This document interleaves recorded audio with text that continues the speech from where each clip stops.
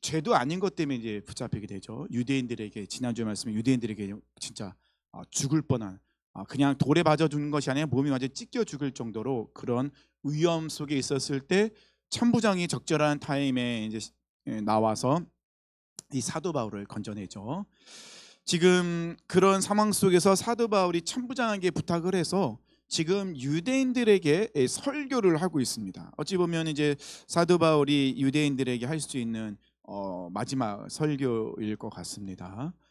근데 지금 이 사도 바울의 눈앞에 있는 사람들은 살기가 등등한 막 그런 눈빛으로 쳐다보고 있거든요. 우리 성도님들은 그런 눈빛을 저를 쳐다보진 않고 계세요.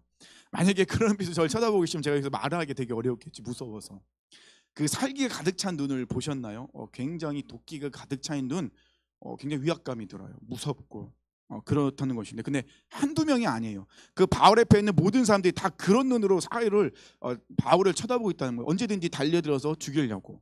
그러니 이 사도 바울이 굉장히 떨리기도 하고 두려운 마음도 있었을 거예요. 근데 한편으로는 이 사도 바울을 죽이려는 그런 눈으로 쳐다보고 있는 이 유대인들을 바라볼 때 사도 바울의 심정이 어땠을까 한번 생각해 봤어요. 말씀을 준비하면서요. 어, 지금 사도 바울을 죽이려 하는데 사도 바울이 불법을 저지른 것이 하나도 없어요. 그럼 유대인들은 지금 사도 바울을 그렇게 죄도 묻지 않고 증인도 세우지 않고 그렇게 죽이려 했던 것은 불법이에요. 그 살인죄를 저지르고 있는 것이며 불법을 분명히 행하고 있는 거죠. 율법을 어기고 있습니다. 근데 그들의 마음속에는 뭐라고 이야기하고 있죠? 지금 우리는 하나님을 위하고 있다라고 그렇게 명분을 내세우고 있어요. 그럼 말도 안 되는 명분이죠. 불법을 행하고 있으면서도 불구하고 그것은 불법이 아니다, 하나님을 위한 것이니 이거는 당연한 것이다라고 하는 어찌 보면 하나님을 이용하는 그런 모습이 지금 유대인들에게 있다는 것입니다. 그런 유대인들의 모습을 보면서 사도 바울은 예수님을 만나기 전 자신의 모습이 떠오르지 않았을까요? 본문 2절과 3절의 말씀이죠. 그들이 그들이 그가 히브리 말로 말함을 듣고 더욱 조용한지라 이에 이르되 나는 유대인으로 길리기아 다소에서 났고 이 성에서 자라 가말리엘의 문화에서 우리 조상들의 율법에 엄한 교훈을 받았고 오늘 너희 모든 사람처럼 하나님께 대하여 열심히 있는 자라. 바울이 지금 히브리 말로 하고 있어요. 그러니까는 유대인들이 깜짝 놀라는 거예요. 물론 이 바울이 유대인이라는 것은 알고 있었지만 모든 사람들은 궁중은 다 모르고 있었을 수도 있어요. 근데 사도 바울이 너무나도 유창하게 히브리 말로 이야기하고 있으니까 사람들이 갑자기 조용해지는 거예요. 도대체 저 사람이 무슨 말을 하려고 할까 하면서 듣고 있는데 사도 바울이 얘기해요. 나는 길리기아 다소에서 태어났고 이 예루살렘에서 지금까지 자랐다. 그리고 당시에 가장 랍비 중에서 사람들이 가장 존경하는 선생 중에 선생이라 불리는 가말리엘의 그 밑에서 율법을 배웠던 사람이라는 것입니다. 그러니까 사도 바울이 지금 유대인들에게 하고 있는 말은 뭐냐면 나는 유대인 중에 유대인입니다. 나는 율법을 정말로 잘 알고 있습니다. 가말리엘 학문에서 제가 공부했습니다. 그러니까는 율법에 대해서 저는 그 누구보다도 잘 알고 있다고 자신할 수 있습니다. 왜냐하면 이 가말리엘 문화에는 아무나 못 들어갔었어요. 아무나 들어갈 수 있는 곳이 아니었고 또 가말리엘이라는 사람의 제자라고 한다면 모든 사람들이 인정하고 있었어요. 아, 대단한 사람. 저 사람 정말로 유대인 중에 유대인 중이요 바리새인의 바리새인이라고 외칠 정도로 인정할 정도로 이 가말리엘이라는 사람한테 배우는 사람들은 그만큼 유능한 사람, 인정받는 사람이었다는 것입니다. 그리고 율법을 아주 잘 알고 철저하게 지키는 사람이라는 인식이 그 안에 들어가 있었어요. 그리고 이야기합니다. 나는 당신들에 비해서 하나님에 대한 열심이 뒤지지 않아요. 나는 그 누구보다도 하나님에 대한 열심이 있습니다. 그 3절 후반절에 얘기하잖아요. 오늘 너희 모든 사람처럼 하나님께 대하여 열심이 있는 자라. 얼마나 그 율법을 지키려고 몸부림쳤는지 모릅니다. 그리고 자기의 열심이 어떤 모습인지 4절과 5절에 나오죠. 내가 이 돌을 박해하여 사람을 죽이기까지 하고 남녀를 결박하여 옥에 넘겼노니 이에 대제사장과 모든 장로들이 내 증인이라. 또 내가 그들에게서 다메섹 형제들에게 가는 공문을 받아가지고 거기 있는 자들도 결박하여 예루살렘으로 끌어다가 형벌받게 하려고 가더니. 지금 사도 바울이 왜 이런 말을 하고 있습니까? 왜 하고 있을까요? 유대인들에게 나도 당신들과 똑같은 사람이었습니다. 나도 율법과 그 율법을 통하여서 하나님에 대한 그 열심이 대단한 사람이었습니다. 나는 그 누구에게도 이 열심 뒤치지 않았어요. 그러면서 얘기하잖아요. 그래서 예수를 믿는 이 도를 전하는 사람들을 어떻게 했다고요? 핍박하고 죽이기까지 했다는 거예요. 거기로 끝난 것이 아니라 다메섹이라는 곳에까지 가서 그곳에 가려고 공문까지, 대제사장에게 공문까지 받아서 가던 사람이었습니다. 자, 제가 이야기하는 것은 거짓말이 아닙니다. 자, 당신들 그 대제사장에 가서 그 제사장들에게 물어보십시오. 그들이 증인이 됩니다. 사도 바울이 이렇게 이야기하고 있는 것은 그들로 하여금 자신이 그들과 전혀 다른 사람이라는 것을 이야기하는 것이 아니라 나는 당신과 똑같은 사람입니다라고 이야기하고 있다는 거예요. 말씀을 들을 때 언제 이질감이 느끼시나요? 말씀을 듣고 있을 때. 여기 앞에선 그 말씀을 전하는 그 사람이 우리 실생활과 좀 동떨어져 있는, 말을 할 때 좀 이질감을 느끼잖아요. 예를 들면은 드라마 얘기를 좀 해. 드라마 보면 단골 소재가 있어요. 단골 소재가 뭔지 아십니까? 재벌집 멋있는 남자 주인공과 그리고 아주 가난한 집안의 여자 주인공이 만나서 사랑을 나누는, 이런 사랑을 이제 이어가는 그런 이야기죠. 근데 그런 이야기를 가다 보면 꼭 이 남자 주인공이 자기가 사랑하는 그 여자 주인공을 위해서 도와준다고, 배려한다고 엉뚱한 짓을 해요. 이 남자 주인공 입장에서는 자기가 할 수 있는 걸 베풀어 주죠. 근데 여자 주인공에서는 전혀 고맙지가 않은 거죠. 왜 그러냐면 그들의 생활이 다르기 때문에. 수준이 다르잖아요. 재벌과 가난한 사람 완전히 수준이 다르잖아요. 먹는 것도 다르고 생각도 다르고 모든 것이 다 다르잖아요. 그러다 보니 그 재벌집 사람이 그 가난한 사람에게 무엇인가를 해준다고 하면 이거는 도와주는 것이 아니라 부담감으로 오게 된다는 것이죠. 또 이제 단골 소재가 재벌집 그 아들이 사장이고, 요거는 이제 말당 여주인공은 말당 직원이고, 그래서 회식을 하는데 그 주인공을 위한다고 막 그 주인공을 위한다고 그 주인공에 의해서 무언가를 하면은 막 상사들의 눈치를 받게 되죠. 막 그래서 그 여자 주인공이 눈치 보여 죽을 정도로, 이런 식으로. 그건 전혀 배려하는 게 아니잖아요. 이질감이, 그러니까는 공감을 할 수가 없다는 것입니다. 그러니까 사도 바울이 지금 이야기하는 거는요, 당신과 나는 똑같은 사람입니다. 전혀 다른 사람이 아니라는 것이요. 나는 이방인이 아닙니다. 나는 율법을 모르는 사람이 아닙니다. 나는 그 누구보다도 율법을 잘 알고 철저하게 지켰던 유대인 중에 유대인입니다라는 것을 지금 말씀하고 있다는 것입니다. 여기서 우리가 생각해 봐야 할 것은요, 만약에 사도 바울이 예수님을 만나지 못하고 율법에만 머물러 있었다면 그가 이런 복음 전도자로, 생명을 전하는 자로 변했을까요? 율법 안에만 머물러 있었다면, 율법으로 진리를 찾으려 했지만 사도 바울은 찾지를 못했어요.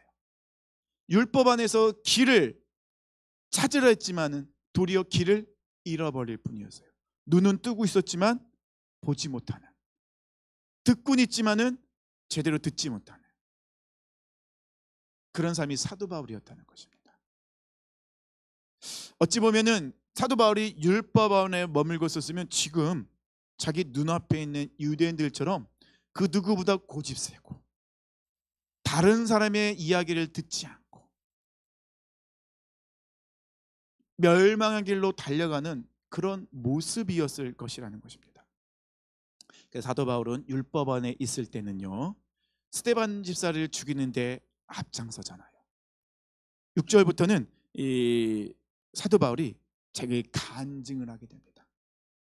우리가 간증을 참 많이 듣잖아요. 간증은 어떤 거죠? 간증이 어떤 게 간증이라고 우리가 보통 이야기하죠? 우리의 삶 속에서 하나님께서 일하심을 다른 사람들 앞에서 이야기하는 것이 우리가 간증이라고 하잖아요. 근데 간증의 이야기를 들어보면 거의 내용이라나 흐름이 비슷해요. 그죠?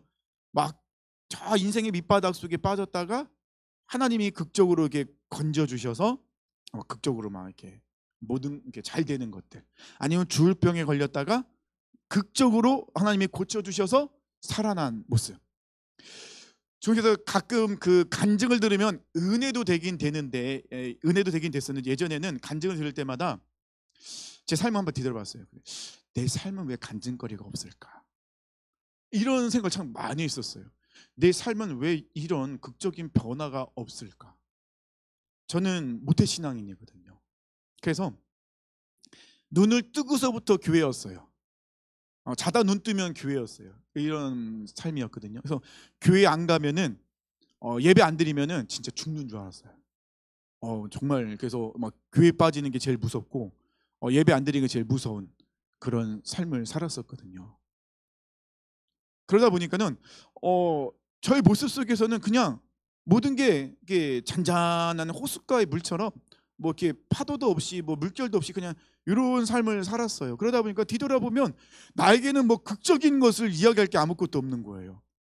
교회를 떠나본 적도 없었고, 교회 안 나가면 죽는 줄 알고, 그런 생활로 하다 보니까는 저에게는 정말 무엇인가를 간증할 것이 없다라는 생각을 참 많이 했었거든요. 내 삶은 왜 간증거리가 하나도 없을까? 나는 왜 누구에게 무엇인가를 이야기할 게 아무것도 없네. 이렇게 생각을 하고 있었습니다. 물론 이제 제가 목회자의 길을 들어서서부터는 간증거리가 이제 많아졌죠. 지금은 이제 아주 굉장한 간증거리가 하나 지금 쌓여가고 있습니다. 언젠가 이게 이제 엄청난 간증으로 이야기할 수 있겠죠.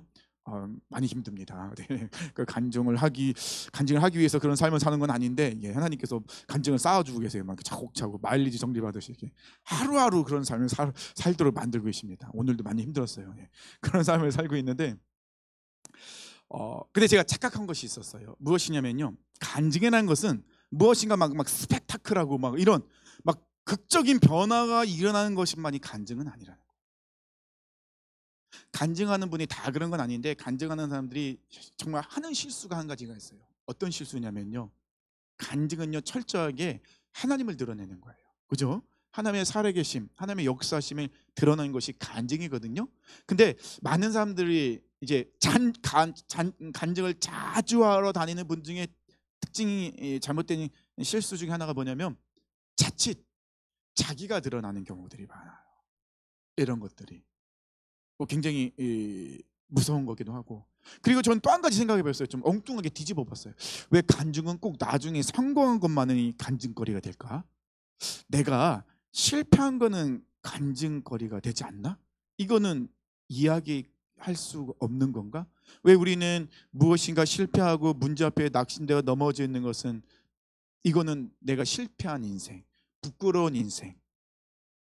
하나님께서는 분명히 약한 나를 강하게 하신다고 했는데, 예수님께서는 성경에 보면 항상 넘어지고 쓰러지고 문제 있어서 아무것도 하지 못하는 그런 사람에게 찾아가 주셔서 만나 주셨는데, 그런 생각으로 제가 이 간증을 보았을 때, 이 모태 신앙의 문제점은요, 간증거리가 없는 것이 아니라 하나님을 깊게 만난 그 경험이 없었다는 게 문제인 거예요.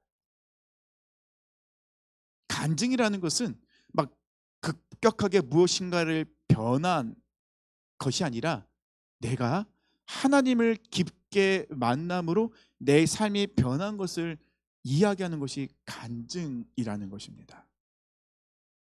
사도 바울은요, 분명히 유대인들 앞에서 이야기합니다. 나도 당신들과 똑같은 사람이었지만은 나는 예수님을 만남으로 나의 모든 삶이 변화되었습니다 라고 이야기하고 있습니다.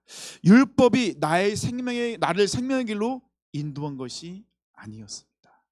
율법주의적인 삶이 나를 진리로 이끌지 못했습니다.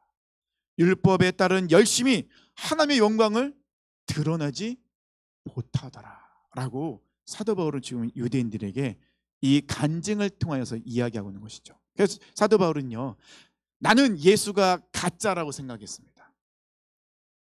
예수는 율법을 지키지 않기 때문에 당연히 죽는 것이 마땅하다 생각했습니다. 그리고 예수를 따르는 무리들, 그 도를 따르는 사람들 죽이고 핍박하고 옥에 가두는 것이 나는 하나님의 영광, 하나님의 뜻을 이루는 거라 생각했습니다. 그래서 그 모든 열심, 율법적인 열심, 율법적인 삶, 이걸 통하여 나는 구원에 이룰 수 있을 거라 생각했습니다. 그런데 아니더라고요. 이야기합니다. 놀랍게도 내가 핍박하던, 그토록 증오하던 예수를 만났는데 그 예수는 빛이었습니다. 사도 바울이 이야기한 빛은요, 우리 육적으로 눈에 보이는 이런 가시광선적인 그런 빛, 그 빛을 뛰어넘어 영적으로 자기 자신을 비추는 것이었다는 거예요. 사도 바울이 다메섹성에서 예수를 만났을 때 눈이 멀게 되잖아요. 13절로 16절 말씀이죠. 내게 와 곁에 서서 말하되 형제 사울아 다시 보라 하거늘 즉시 그를 쳐다보았노라. 그가 또 이르되 우리 조상들의 하나님이 너를 택하여 너로 하여금 자기 뜻을 알게 하시며 그 의인을 보게 하시고 그 입에서 나오는 음성을 듣게 하셨으니 내가 그를 위하여 모든 사람 앞에서 내가 보고 들은 것에 증인이 되리라. 이제 왜 주저하느냐? 일어나 주의 이름을 불러 세례를 받고 너의 죄를 씻으라 하더라. 사도 바울은요, 예수님을 만났을 때 그 빛으로 인해서 눈이 어두워졌습니다. 그런데 이 눈이 어두워진 것은 사도 바울에게는 복이 되더라는 것이죠. 그가 육적인 눈이 가려졌을 때 그게 놀랍게도 진리를 만나게 되고 그 빛이 나의 육적인 눈을 가렸지만 그 빛이 나의 영적인 것을 바라보게 됐다는 거예요. 그 빛을 통하여 내가 나의 영적 상태를 알게 되었다는 거예요. 내가 심판받아 죽어야 될 죄인에서 깨끗하게 씻김받아 의인이 될 수 있었던 것은 율법이 아니고 율법주의, 율법적인 삶이 사는 것이 아니고 내가 그토록 핍박하던 예수다라고 이야기하고 있습니다. 즉 자신을 변화시킨 것은 율법이 아니라는 거예요. 자신을 변화시킨 것은 내가 그토록 증오하고 핍박하던 가짜라고 외쳤던 바로 예수가, 나사렛 예수가 내 삶을 변화시켰습니다 라고 그렇게 이야기하고 있는 것입니다. 그리고 지금 자기 앞에 분노한 유대인들에게 하나님의 백성, 변화된 자기 삶이 어떻게 이렇게 변화되었는지를 차근차근 이야기하고 있습니다. 첫 번째가요, 예수님은 빛이시고 길이시기에 예수님을 만나야 된다라고 이야기하고 있다는 것입니다. 사도 바울이 예수님을 핍박하던 그 길, 근데 예수님을 핍박하러 가는 그 길은 심판의 길, 저주의 길이었다는 거예요. 사도 바울은 그 심판의 길을 그 누구보다 말을 타고 빨리 달려가고 있었다는 거예요. 근데 그 길에서 그는 빛이신 예수님을 만나요. 그가 육적인 눈이 가려졌죠. 그 빛 때문에 앞을 보지 못하게 되었어요. 근데 놀랍게도 자기는 그 빛 때문에 앞을 보지는 못하지만 나의 영적인 죄가 다 드러나더라는 거예요. 그래서 이 빛이신 예수님을 봄으로 그가 눈이 감겨진 것, 앞을 보지 못하는 것이 복이었다는 거예요. 그가 육적으로 앞을 보지 못하는 것 때문에 그는 영적인 자기를 볼 수 있었어요. 그 진리신 예수님을 통하여 그는 생명의 길을 보게 되는 그 놀라운 그런 기적을 경험하더라는 것입니다. 지금 유대인들은요, 완전히 눈을 뜨고 있지만은 영적으로는 가려진 자였다는 거예요. 그들이 지금 열심히 율법과 율법주의적 삶을 살지만 그 달려가는 길은 심판의 길이고 저주의 길이었다는 겁니다. 그래서 그는 예수 그리스도를 통하여 영의 눈을 뜨게 되고, 영의 눈을 뜨게 되니 그가 어디로 가야 될지, 어떤 길로 가야 될지 정확하게 볼 수 있고 구원의 길을 찾게 되었다라고 사도 바울은 이야기합니다. 두 번째는요, 예수님만이 죄를 해결할 수 있는 분이다라고 이야기하고 있죠. 율법을 잘 지키면 의인이 될 줄 알았다는 거예요. 이 사도 바울은요, 그래서 스데반 집사 죽이는데 앞장서잖아요. 교회만 열심히 다니면, 예배만 잘 드리면 구원을 받을 줄 알았다는 거죠. 하지만 그 안에 진리이신 예수가 없으면 아무것도 아니라는 거예요. 예수가 빠져 있으면 늘 공허할 뿐이라는 것입니다. 유대인들이, 이 바리새인들이 왜 율법을 그렇게 철저히 지켰을까요? 저는 유대인들이 그렇게 율법을 철저히 지키는 이유는 너무 공허하기 때문에 그러지 않았을까 생각을 합니다. 율법을 알아요. 그 율법을 지켜야 되는 건 아는데 율법을 지키면 지킬수록 점점점 자기 마음은 더 공허해지더라는 것입니다. 율법으로 자기 자신을 얽매이고 막 주요매고 하더라도 그에게는 만족이 없고 기쁨이 없고 즐거움이 없고 더더욱 그들의 마음속에는 공허함이 쌓일 뿐입니다. 그러니 그 공허한 마음으로 한 다른 사람을 바라보니 정죄하고 판단하고 심판할 뿐입니다. 내가 저 사람보다 더 뛰어난 사람인데, 그런 것으로 무엇인가를 채우려 하지만은 아무리 노력해도 채워지지 않더라는 것이죠. 사도 바울도 그랬어요. 스데반을 집사를 죽이고 그 초대 성도들을 잡아다 오게 가지고, 그리고 다메섹으로 달려가는 모습 속에서 자기의 공허한 마음을 채우려 했는데 채워지지가 않는 거예요. 근데 이 예수 그리스도를 만나고 예수님을 통하여 나의 영적 상태를 경험하고 안 후에 예수를 통하여 세례받고 죄 씻음 받으니 이 마음이 가득 채워지더라는 겁니다. 공허함은 사라지고 진정한 평안이 그 안에 가득했다는 것입니다.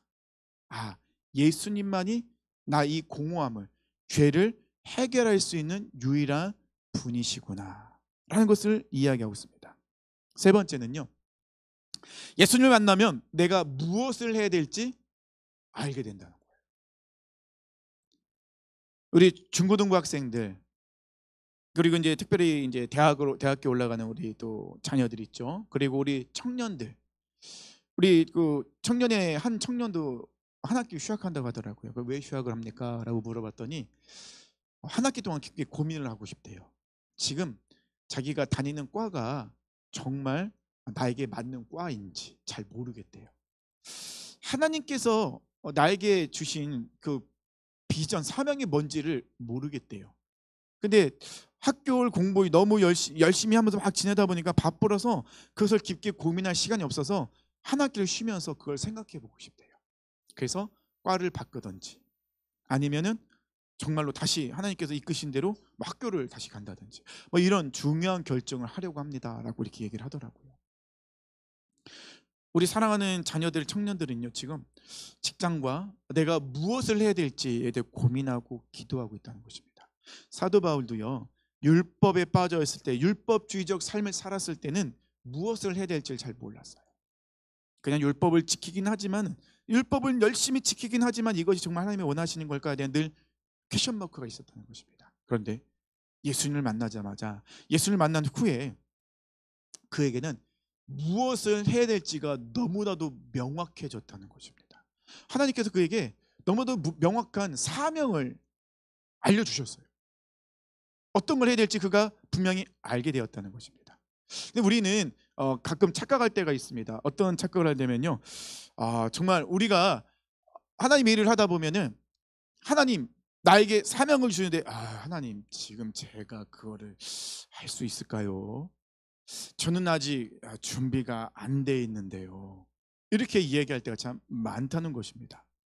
아니라는 겁니다. 하나님의 부르심엔 절대로 쉴 수가 없다는 거예요. 하나님은 가장 합당한 때, 적당한 때, 가장 완벽할 때 우리를 부르시고, 우리는 힘이 없죠. 그런데 우리가 순종하면 하나님께서는 그 순종을 통하여 일하시더라는 것입니다. 갈렙 같은 경우도 85세에 헤브론이라는 정말 난공불락 같은 그곳을 점령하잖아요.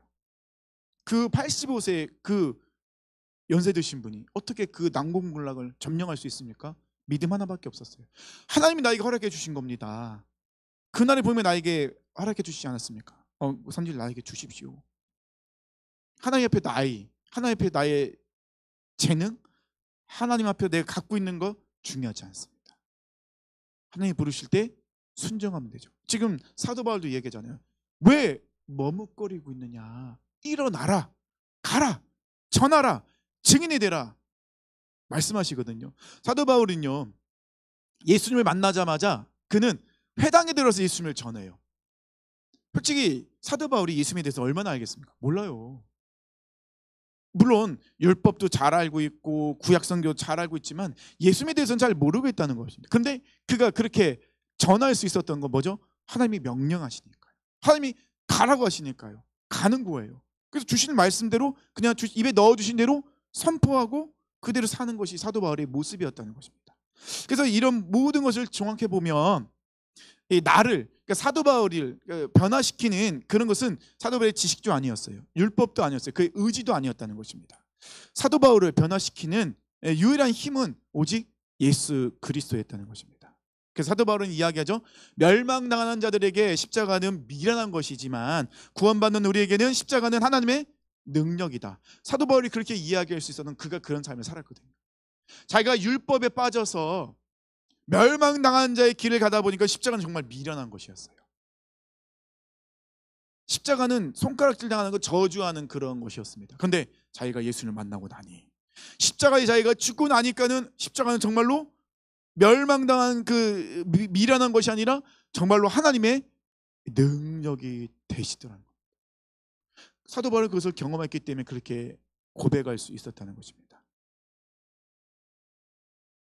지금 유대인들에게 이것을 이야기하는데 근데 안타깝게도 유대인들은 듣지 않고 있죠.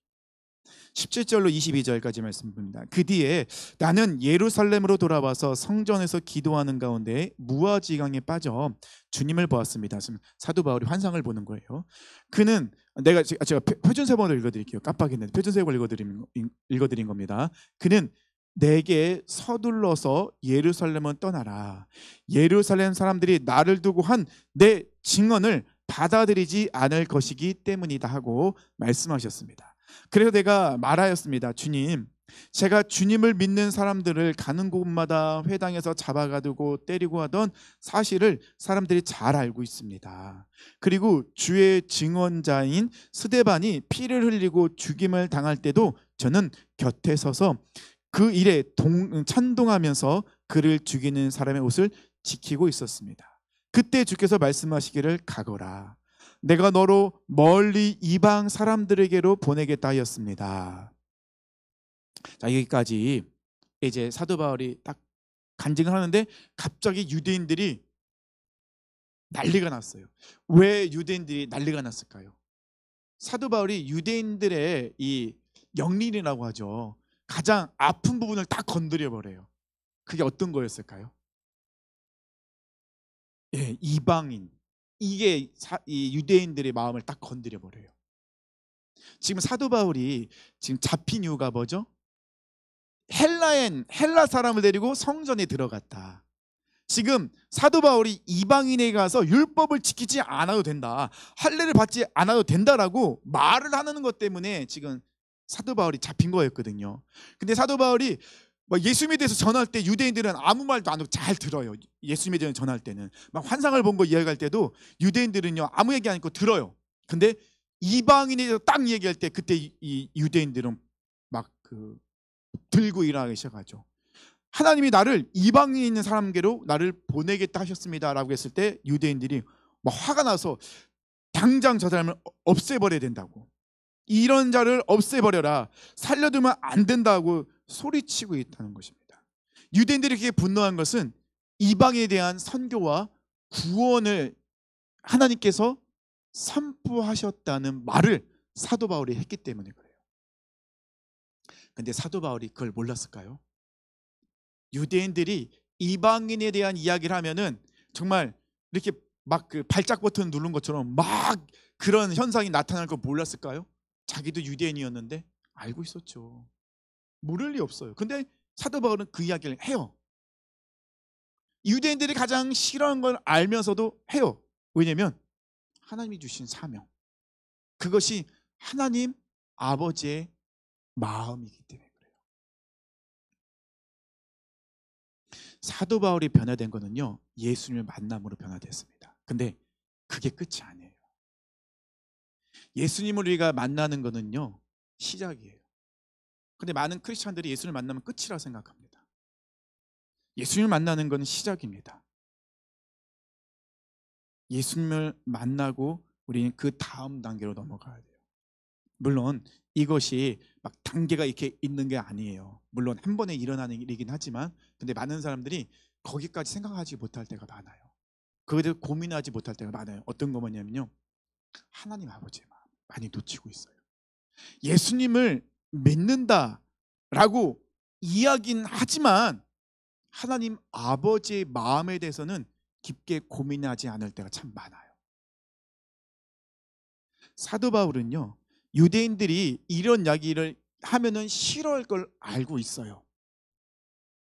하지만 사도 바울은 합니다. 왜냐하면 그것이 하나님 아버지의 마음이거든요. 하나님 아버지의 마음은 무엇입니까? 저 죽어가는 이방인들에게, 예수님을 알지 못하여 하나님의 말씀을 듣지 못하여 죽어가는 영혼들에게 복음이 전파되는 것이 하나님 아버지의 마음. 사도 바울은 그 하나님 아버지의 마음을 알기 때문에 그 마음을, 하나님의 마음을 시원하게 해드리기 위해서 사도 바울은 목숨을 걸고 이 사명을 감당하고 있는 겁니다. 우리가 하나님 아버지의 마음에 대해서는 솔직히 많이 생각하지 못할 때가 많아요. 예수님에 대해서는 이야기를 많이 하고 예수님에 대해서는 고백을 참 많이 하는데, 하나님 그 예수 그리스도를 통한 하나님의 아버지의 마음을까지 알아가는 것까지는 우리가 가지 못하는 경우들이 있어요. 실제적인 예를 들면요, 제가 지난주에 얘기했나요? 빨주노초 파남보 머리 지난주 수요일에 말씀드렸나요? 금요일인가요? 갑자기 너무 헷갈려 이게.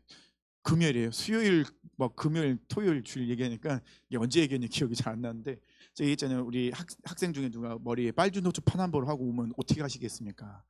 물어봤었잖아요. 예수님만 그냥 우리가 믿은 사람이라고 한다면, 그냥 예수님만 믿고 끝냈으면은 그 빨주노초 파남보에 대해서 우리가, 그 학생에 대해서는 아니 어떻게 예수님을 믿는 사람이 저렇게 할 수가 있어? 라고 할 수도 있다는 거예요. 어떤 목사님이 이렇게 간증을 하더라고요. 예배 시간에 어떤 사람이 초신자였대요. 초신자인데 이 사람이 그 예배 시간에 예수를 믿고 영접했대요. 놀라운 기적이 일어났대요. 너무 감격스러웠대요. 근데 이 사람이 야구 모자를 쓰고 왔더래요, 예배 시간에. 그래서 야구 모자를 쓰고 와서 예수님 믿고 이 사람이 구원받은 거예요. 놀라운 감격에 빠진 거예요. 그러니까 지나가는데 어떤 이제 교회를 오래 다니신 분이 그렇게 얘기하더래요. 어떻게 모자를 쓰고 예배당에 올 수가 있냐고. 이렇게 얘기를 하더라는 거예요. 그래서 이 목사님 너무 깜짝 놀랐대요. 예수님을 한 영혼이 구원받은 것을 보지 못하고 외적인 모습만 보고 있는 모습들, 우리가 정말 자주 놓치는 부분 중에 하나인 것 같아요. 만약에 하나님 아버지의 마음을 우리가 정말 깊게 알고 있다면, 머리가 빨주노초 파남보던, 예배 시간에 모자를 쓰고 있던, 뭐 찢어진 청바를 입고 왔던, 중요한 건 뭡니까? 그 영혼은 하나님이 사랑하시는 영혼, 구원받아야 될 영혼. 그래서 사도 바울은요, 자기를 죽이려는 그 유대인들 앞에서 그렇게 목숨 걸고 복음을 전할 수 있는 이유는요, 하나밖에 없어요. 하나님 아버지의 마음을 알기 때문에. 하나님이 지금 불법을 행하면서도 나를 위한 거라고 명분을 그 죄를 짓고 있는 저 사람들조차도 하나님은 구원받기 원하시고 계시다는 것을, 사도 바울은 알고 있었다는 것입니다. 사도 바울이 그렇게 너무도 정말 놀랍게 그의 변화가 일어나는 것은 예수님 믿었습니다 라고까지만 이야기하면 안 돼요. 조금 더 깊게 가야 됩니다. 어느 정도까지요? 그가 예수님을 믿고 하나님 아버지 마음을 너무나도 잘 알고 있습니다. 우리가 문제 앞에 있을 때 아니면은 내 자녀를 바라볼 때마다 참 답답할 때가 많아요. 내려놓고 싶고 포기하고 싶을 때도 참 많아요. 근데 우리는 그럴 때마다 하나님 아버지의 마음을 생각해 봐야 됩니다. 하나님 아버지의 마음은 어떤 마음일까? 하나님은 내가 이 시간에 이 모든 것을 포기하길 원하실까? 하나님은 지금 내가 이것을 내려놓길 원하실까? 하나님의 마음은 그런 마음이 아니시잖아요. 하나님은 우리에게 말씀하십니다. 절대로 포기하지 마라. 그 시간 손을 놓지 말라고 말씀하십니다. 그것을 알기 때문에 우리는 포기하고 싶고 내려놓고 싶고 그냥 모든 걸 끝내고 싶지만 그러지 않는 이유가 뭐냐면 하나님 아버지의 마음을 알기 때문에. 사도 바울이 그랬거든요. 유대인이 회복되길 원하신 하나님 아버지의 마음.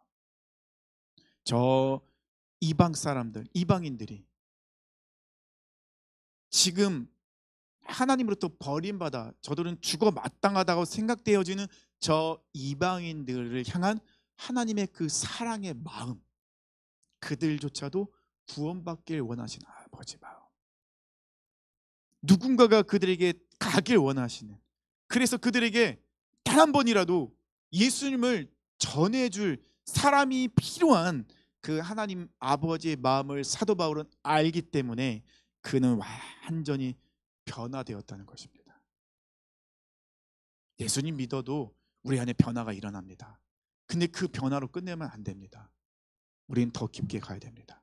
하나님 아버지의 마음이 무엇인지 아는 그 깊은 자리까지 나가야 된다는 것입니다. 제발 예수님을 믿는 것으로 끝내지 마시고 하나님 아버지의 마음을 품는 저 깊은 곳으로 나아가는 우리의 모습이 되어야 된다는 것이죠. 그래서 사도 바울은 그 하나님 아버지의 마음을 품기 위해서 그는 항상 했던 마음이 뭐냐면 나는 날마다 죽노라라는 고백을 했다는 것입니다. 왜냐하면 우리가 십자가에서 죽지 않으면 하나님 아버지의 마음을 품기가 어려워요. 예수님을 믿는다고는 하지만 내가 십자가에서 죽지 않으면 하나님 아버지의 마음을 품지를 못하는 경우가 너무 많다는 것입니다. 저도 처음에는 이 말씀을 준비하면서 생각을 해봤어요. 예수님을 믿는 것과 하나님 아버지의 마음을 품는 것이 같이 가는 것이지 않을까 저는 생각을 했었어요. 근데 저의 모습을 이렇게 비춰봤을 때는 아니더라고요.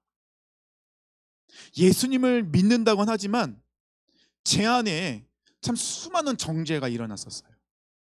예수님을 믿었는데도 불구하고 내가 왜 정죄를 했을까? 내가 왜 그렇게 정죄를 하지? 했을 때 예수님을 믿는 것을 통하여 죄가 무엇인지를 알고 그 다음에 그 예수님을 믿음으로 인해서 우리가 어떤 모습으로 살아가야 하는지 알아요. 그러다 보니까 정죄는 할 수 있는데 하나님 아버지의 마음이 없으니 품지를 못하고 있더라고요. 끝까지 바라보지 못하고 조금 하다가 힘들면 그냥 에잇하구나 포기하고 내버려 두는 마음이 있더라고요. 하나님 아버지의 마음 그게 아니었는데 사도 바울 같은 경우는 하나님의 마음을 너무나도 깊게 알기 때문에 그 사도 바울 마음속 깊이 하나님의 마음이 그 안에 깊이 들어와 있기 때문에 사도 바울은 나에겐 죽음도 유익하다라고 고백할 정도로 그런 삶을 살았다는 것입니다. 내가 죽어야 하나님 아버지의 마음을 품을 수 있습니다. 하나님 아버지의 마음을 품으면 모든 영혼 다 품을 수 있게 되더라고요. 포기하지 않을 수 있게 됩니다. 사랑하는 성도님들, 하나님 아버지의 마음을 품었으면 좋겠습니다. 사도 바울을 변화시킨 진정한 힘, 하나님 아버지 마음이었습니다. 그 마음이 사도 바울을 모든 사람을 다 품을 수 있는 넓은 넓은 마음을 갖게 되었습니다.